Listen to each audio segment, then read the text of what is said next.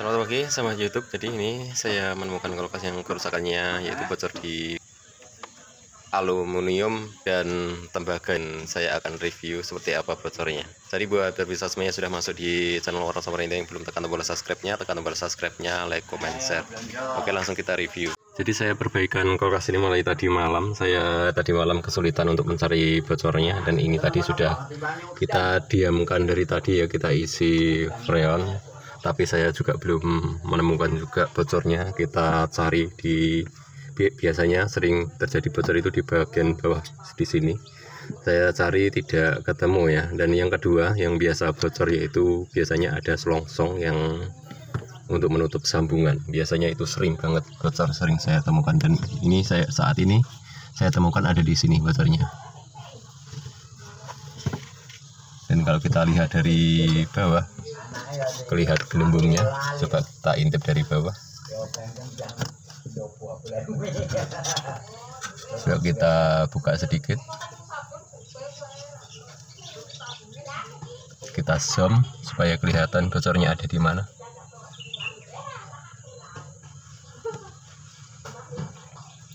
Nah, ini sering banget ya saya temukan bocor di sini. Biasanya bocor di sini itu sangat susah banget di las. Tapi nanti coba saja ya kita las, mudah-mudahan bisa diatasi dan mudah-mudahan bocornya tidak terlalu parah. Tapi kalau melihat gelembungnya seperti itu berarti bocornya parah banget. Oke, sekarang kita kupas saja. Jadi pembungkus ini semuanya kita buka ya. Siapa tahu yang atas juga ikut bocor di sini. Jadi semuanya pembungkusnya ini kita kupas saja. Jadi ini alat pakan las yang bisa digunakan, nanti saya akan review buat rekan-rekan semuanya supaya bisa memilih pakan las dengan baik. Lama melepas pipa, jadi kita miringkan seperti ini posisi kulkasnya, jadi supaya kita tidak bisa membakar bagian atas bodinya. Jadi ini langsung kita lepas saja bisa. Lanjut proses pengelasan, dan posisinya harus seperti ini ya untuk melepasnya, jangan didirikan, nanti bisa membakar di bagian atas. Biasanya panasnya api itu larinya ke atas. Kalau seperti ini atasnya yaitu di lubang atau di pintu depan, jadi panasnya langsung keluar.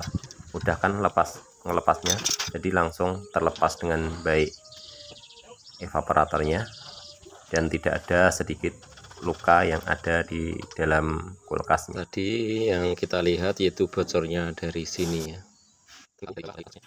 Ini sengaja kita cepatkan, masalahnya durasi pengelasan ini agak panjang. Jadi di sini langsung kita pasangkan pentil. Setelah kita pasang pentil, kita proses mencari titik bocornya, dan kita pompa menggunakan tabung untuk menyimpan air. Oke, kita tutup lubang isapnya, jadi supaya lebih mudah kita proses pencarian lubangnya. Jadi tinggal kita isi angin, lalu kita kasih sabun supaya kita bisa menemukan titik lubangnya. Setelah kita dinginkan, kita isi angin kembali, lalu kita cari ya. Pokoknya titiknya tadi di daerah sini, kita gunakan sunlight untuk mencari, lalu kita kerok-kerok bagian titik yang kita curigai. Perhatikan, disinilah titiknya.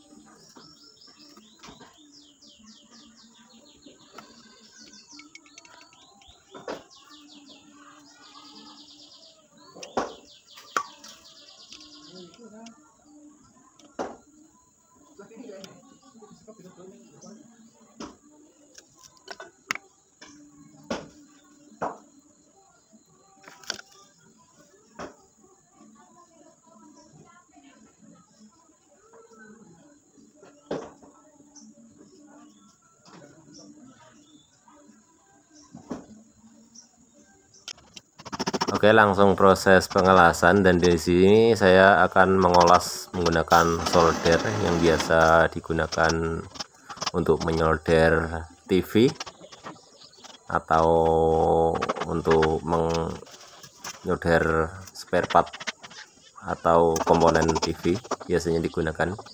Apakah bisa saya menggunakan pakan las timah? Perhatikan, ternyata terlepas ya, jadi timah itu tidak bisa menempel.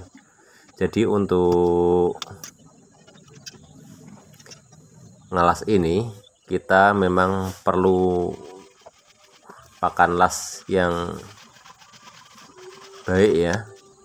Dan selanjutnya saya akan coba ini pakan las asli buat evaporator menggunakan solder, apakah bisa meleleh.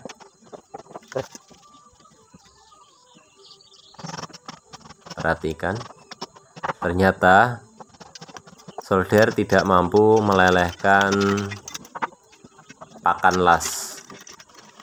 Dan selanjutnya langsung kita solder saja. Tapi sebelum kita solder, kita harus tambahkan otot ya, seperti ini, atau kita tambahkan tulang supaya nanti masalahnya pengelasan di dekat aluminium dan pipa tembaga di sini memang sangat-sangat susah. Jangan langsung memberanikan diri untuk mengelas, jadi ikuti cara saya. Jadi kita tambahkan otot supaya proses pengelasan tidak patah atau jatuh. Dan sekarang untuk proses pengelasan ini pun juga tidak mudah. Kita perlu berkali-kali untuk proses mengelasnya. Masalahnya mengelas ini kadang sekali saja selesai, kadang juga berkali-kali. Nah, ini masih bocor, masih ada bocor. Kita las ulang kembali ya. Jadi 3 kali pengelasan, walaupun berkali-kali, yang penting kita hati-hati, pasti selamat ya. Dan ini pun juga keliwat nempelnya, dan kita usahakan kita angkat-angkat supaya dia menyatu. Ya sudah menyatu. Dan sekarang kita cek ulang, dan kita proses pencarian bocor menggunakan sabun sunlight kembali. Hasilnya yes. Oke pemirsa, seperti inilah hasilnya ya. Ini sudah proses kita cek menggunakan sabun.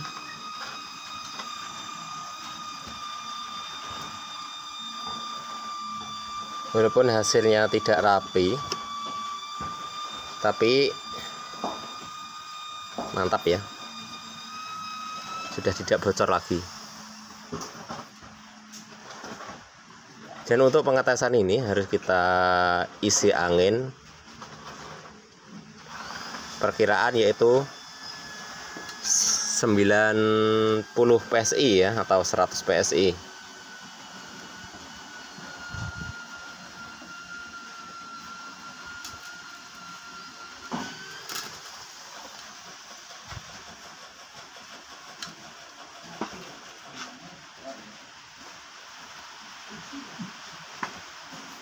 Dan kita cek menggunakan sabun sunlight.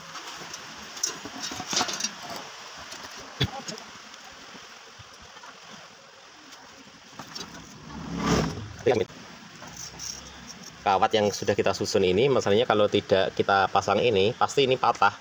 Kena panas dia ini langsung jatuh. Masalahnya aluminiumnya ini mudah banget meleleh, lalu ininya jatuh ya. Ini yang pernah saya alami, masalahnya saya sudah trauma banget, jangan sampai ini lepas. Dan kita harus satu sasaran yang kita las ya, jangan sampai merembet kemana-mana, itu yang kita harapkan. Dan ini hasilnya sudah mantap, tidak bocor lagi. Oke, kita lanjut, kita lepas dulu kawatnya, lalu kita langsung pasang ya di bodinya. Dan bodi kulkas masih posisi miring seperti tadi. Ini kita lepas dulu ventilnya di sini. kita lepas, kita potong, lalu kita lepas juga pipa isapnya yang kita tutup tadi, kita lepas kembali, lalu kita pasang ke posisi semula. Kita paskan. Setelah kita posisinya pastikan sudah aman, pas, lalu kita las. Dan setelah ngelas, kita cepat-cepat kita dinginkan, masalahnya takut patah di bagian pipa aluminiumnya. Selanjutnya kita pasang lagi pipa kapilernya. Setelah ini langsung kita angkat, guys. Jadi ini prosesnya sudah selesai. Coba kita isi freon kembali, apakah masih ada bocor. Kita masukkan selang freonnya, dan untuk pengisian ini kita gunakan yaitu R134 teman-teman ya, buat sekarang kulkas. Kita tes hasilnya apakah berhasil. Saya takut kesetrum ya saya ini. Wah, mantap ya.